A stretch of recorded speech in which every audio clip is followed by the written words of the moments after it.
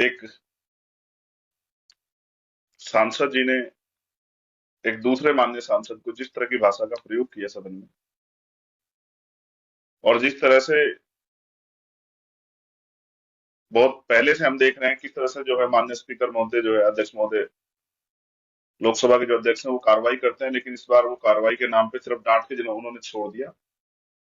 मैं इस अ, घटना की जितनी निंदा करूं, और निंदा तो बहुत दिनों से करता है, निंदा से भी बुरा, इस पर जितनी सख्त कार्रवाई होनी चाहिए वो नहीं हुई। क्योंकि मैं इस बात को जानता हूं कि जो चीजें लोकसभा में कही जाती है उन पर लोकसभा के बाहर उस तरह कार्रवाई के लिए बाध्यता नहीं है। लेकिन मैं लोकसभा स्पीकर जी से, अध्यक्ष जी से भी उम्मीद करूंगा कि वो उन पर सख्त से सख्त कार्रवाई करेंगे, और ऐसी कार्रवाई की दोबारा कोई भी व्यक्ति किसी धर्म के व्यक्ति के प्रति, किसी जाति के व्यक्ति के प्रति ऐसी टिप्पणी करने, और किसी भी मान्य सांसद के विरुद्ध ऐसी टिप्पणी करने से पहले, किसी समाज के खिलाफ एक भावना लेकर टिप्पणी करने से पहले 1000 बार सोचे। ऐसी सख्त कार्रवाई ऐसे सांसदों पे होनी चाहिए। मैंने माननीय सांसद को पहले भी सुना और उनके कर्तव्य, उसको इनकी वाणियों को समझ आया कि सरकार उनको अपने मोहरे के रूप में यूज करती है, क्योंकि वो पिछड़े वर्ग से आते हैं, तो उनके जरिए जो है अपनी बात को कहलवाना आसान है। जो सरकार की नीयत है भारतीय जनता पार्टी को, जो नेचर और जिस तरह की विचारधारा और जिस तरह के लक्ष्य पे वो लोग काम कर रहे हैं, और जिस तरह का राजनीतिक एजेंडा उनका है, वो जानते हैं कि जब तक मुसलमानों को इस देश में गाली नहीं दी जाएगी, तब तक वो हिंदुत्व के नाम पे SC ST OBC को भाई बना के कंसोलिडेट नहीं कर पाएंगे। लेकिन इसके परिणाम, भारतीय जनता पार्टी तो राजनीति के लिए करती है, लेकिन इसके परिणाम जो है दुनिया भर में, जो हमारे विदेश नीतियों पे और तमाम तरह से जो हमारे समाज के अंदर, हमारे प्रदेश और देश के अंदर जो नफरत फैलती है, उसका एहसास शायद भारतीय जनता पार्टी को नहीं है। उनके लिए सत्ता ही सब कुछ है, इसलिए वो इन बातों पे गौर नहीं करते। लेकिन मैं समझता हूँ कि ये बातें गौर करने योग्य हैं, इन पे गौर होना चाहिए। हमारे माननीय सुप्रीम कोर्ट ने भी कहा कि हेट स्पीच पे हम लोग कार्रवाई करेंगे। लेकिन ये कैसी नई संसद है जिसके पहले सत्र में इस्लाम के मानने वाले लोगों को टारगेट करके इतना बड़ा अपमान और इतने अपशब्द कहने की हिम्मत सरकार के सांसद द्वारा की गई। मैं इसको एक सोची समझी साजिश मानता हूं, लेकिन सरकार इस बात को समझे, जो बात मैं आपसे कह रहा हूं, कि इसका कितना बड़ा रिएक्शन अरब कंट्रियों से आएगा, और कितना जो है अरब कंट्रीज पे जो है उनके और हमारे संबंध जो देश के हैं, चाहे वो राजनीतिक संबंध हो या फिर तमाम तरह से जो आयात निर्यात को लेके व्यापारिक संबंध हमारे कितने खराब होंगे, इसका एहसास नहीं। और ये एक आपके राजनीतिक एजेंडा कितने लोगों की जान को भी के साथ खिलवाड़ कर रहा है, ये आपको नहीं पता। जो अरब कंट्री में हमारे लोग रहते हैं, स्पेशली जो हमारे बड़े पैमाने पे कमजोर वर्गों के लोग जो रोजगार करने के लिए वहां गए हैं, उनकी जान के साथ कितना बड़ा खिलवाड़ आपने किया, आपको जानकारी नहीं है। उनके रोजगार के साथ कितना बड़ा खिलवाड़ आपने किया, आपको जानकारी नहीं है। बस आपका एकमात्र उद्देश्य है कि आपने आपका राजनीतिक एजेंडा कामयाब हो।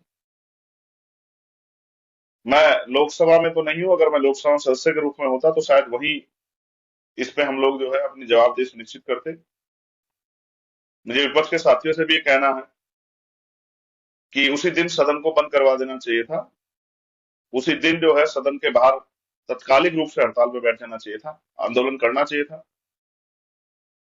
क्योंकि एक व्यक्ति का नहीं, एक समाज का मामला था। जब छोटी छोटी बातों पे वहां आंदोलन होते हैं, छोटे छोटे मुद्दों पे वहां आंदोलन होते हैं, अपनी बात रखी जाती है, विरोध दर्ज होता है, तो इतने बड़े मामले पे क्यों देरी हुई?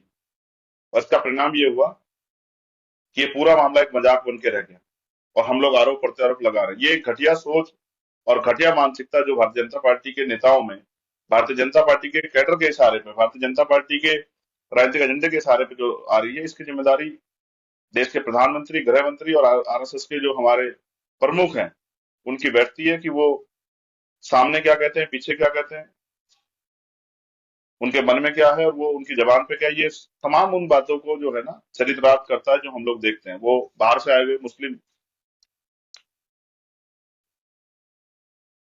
जो अभी G20 में भी है, उनका किस तरह से उन्होंने सम्मान किया। वो जब दुनिया में जाते हैं अरब कंट्री, किस तरह वो लोग उनका सम्मान करते हैं, और भारत के मुसलमानों के प्रति किस तरह की नफरत का माहौल जो है भारतीय जनता पार्टी के नेता बना है। ये जितना भी जो है इसकी, इस पे खेद प्रकट किया जाए, इस पे सवाल किया जाए, उतना कम है। ये मामला चुप्पी थामने का नहीं, दोबारा ऐसी घटना ना हो, इसलिए इस पे सख्त से सख्त कदम उठाने की जरूरत है। मैं जब यात्रा में था, मैंने कई बार इस पर सवाल खड़े किए। इसमें भारतीय जनता पार्टी को भी देरी करने की जरूरत नहीं है। उनको भी, वो बहुत पसमानदा और बहुत मुसलमान और महिला मुसलमानों की जो है बात करते हैं, महिला बहन, मुस्लिम बहनों की बात करते हैं। लेकिन उनके सांसद के बयान पे देश के प्रधानमंत्री को माफी मांगनी चाहिए थी देश से, कि जिस संसद का बड़ा गुणगान करे, उस संसद में क्या जो है, किस तरह लोकतंत्र का चीरहरण हुआ, किस तरह से संविधान का चीरहरण हुआ, किस तरह से उनके सांसद ने देश की एकता अखंडता को ठेंगा दिखाने का काम किया, अपमानित करने का काम किया लोकतंत्र को। इस पे जो है जवाबदेही सुनिश्चित होनी चाहिए थी, मगर ये नहीं हुआ। एक भय, एक डर, एक समुदाय के प्रति उस तरह का माहौल बनाया जा रहा है। इस देश के दलित आदिवासी तो सदियों से अन्याय अपमान सहते आए, लेकिन गांव गली बस्ती चौराहे पे ये रोज होता है, मुझे पता है। आम गरीब कमजोर मुसलमान के साथ ये होता है, मैं इस बात को समझता हूँ। लेकिन संसद में अगर ये हो रहा है, तो इसका मतलब भारतीय जनता पार्टी उस डर, उस दहशत को समझ रही है, जो आने वाले कल में जनता में जो आक्रोश उनके खिलाफ पैदा होगा। तो हमसे जो भरसक प्रयास होगा, हम लोग उस पर करेंगे। और मैं प्रयास करूंगा कि भाई दानिश जी से भी हम लोग मुलाकात करके उनकी पीड़ा को कम करने का काम करेंगे, उनके दुख को बांटने का काम करेंगे। लेकिन इससे भी बड़ा दुख बांटने से और उनके साथ खड़े होकर इस लड़ाई को लड़ने में भी हम लोग जो है पीछे नहीं हटेंगे। और बहुत जल्द मैं, अब जब यात्रा से फ्री होने के बाद, राष्ट्रीय स्तर पे जो है इस तरह के जो तमाम कमजोर वर्गों के खिलाफ जो साजिशें हो रही है, जो अन्याय हो रहा है, उसका जवाब हम लोग राष्ट्रीय स्तर पे दिल्ली में इस संसद भवन का घेराव करके ही उसका जो है जवाब लेंगे सरकारों से। ये इस तरह का माहौल, इस तरह की भाषा, इस तरह के विचार किसी भी कीमत पर बर्दाश्त नहीं किए जाएंगे। मैं अपनी बात के जरिए सरकार के लोगों से, लोकसभा अध्यक्ष जी से ये निवेदन करूंगा कि माननीय सदस्य पर ठोस कार्रवाई जो है, कड़ी कार्रवाई, अनिश्चितकालीन बैन, या अपने स्तर से मुकदमा लिखवा के उनको जेल भेजना चाहिए, जिससे कि दोबारा कोई ऐसी गलती ना करे। अगर अब इस बार उन पे कार्रवाई नहीं हुई, तो ये ट्रेंड बन जाएगा, दोबारा फिर कोई किसी मुसलमान को इस तरह के शब्द कह के अपमानित करने का काम करेगा। किसी को अधिकार नहीं बिना इतिहास को जाने कि इस देश में मुसलमानों का आजादी की लड़ाई में कितना योगदान है, ये जाने बगैर कितनी कुर्बानियां हैं। रेशमी रुमाल तहरीक से लेकर, और जो तोपखाना जो है गंगों में लूटा गया, जो तमाम तरह की मुसीबतों का सामना जो है देश के क्रांतिकारियों के साथ खड़े होकर मुस्लिम साथियों ने किया, भाइयों ने किया।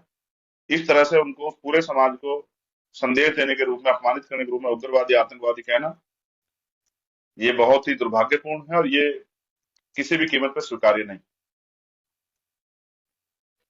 जो आतंकवादी हैं, जो उग्रवादी हैं, जो देश को बर्बाद करने वाले हैं, उनके चेहरे बहुत जल्दी जल्दी बेनकाब हो रहे हैं, और जनता इस बात को जान भी रही।